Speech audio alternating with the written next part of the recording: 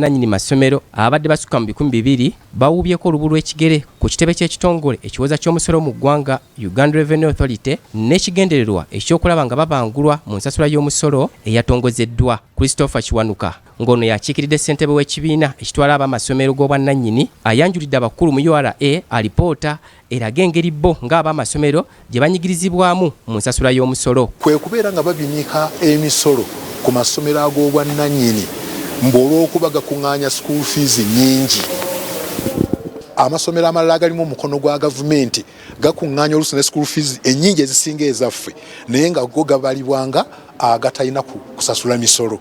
Ekyo kiba kireeta obutali bwenkanya wakati mu kitongole ky'ebyenjigiriza wakati b'amasomero ago private n'amasomero agayambibwako gavumenti. Abatandisi b'amasomero beekubidde enduulu olw'ensasula y'omusolo empya eyabateekeddwako nga tebasoose na kubeebuuzaako, bagamba nti yakunyigiriza emirimu gyabwe. Etteeka lya income tax ligamba nti ekitongole kyonna oba kya ddiini oba kya byanjigiriza oba kya charity nti kiyitibwa ekitajja kugibwako musolo bwe kibanga kikola omulimu gw'abantu.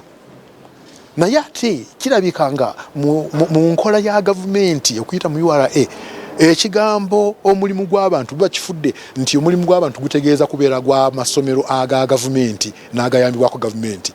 So nga aga private wetwogera ebitundu 7 ku buli 100 ge gabiddukanya mu Uganda. Ekyo kitundu kinene nnyo okutujja mu system eri gye babaliramu. Christopher Kiwanuka wano wasinzidde nasaba gavumenti okuyita mu kitongole URA okwekuba mu kifuba ku nkola yaabwe n'abasaba basookenga kubeebuuzaako nga tebannalangirira misolo mijja.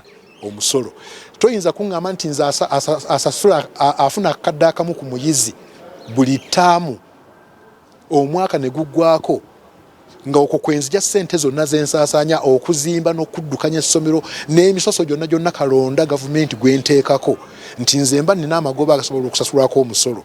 Ate oli gavumenti gwekolera ebyo byonna n'ebimuwa n'emuwa library n'emuwa ebitabo n'emusasulira abasomesa n'emukolera biki naye n'abanja akadde kamu nti ye yatafuna magoba aziteekawa. Omwogezi w'ekitongole ekiwoza ky'omusolo mu ggwanga Uganda Revenue Authority Ibrahim Bosa asabye abakulu b'amasomero okukwata ensonga eno mu ngeri ennambulukufu era n'abasuubiza okutuusa obubaka bwabwe eri abamusingako. Amasomero nga gaddukanyibwa gavumenti oba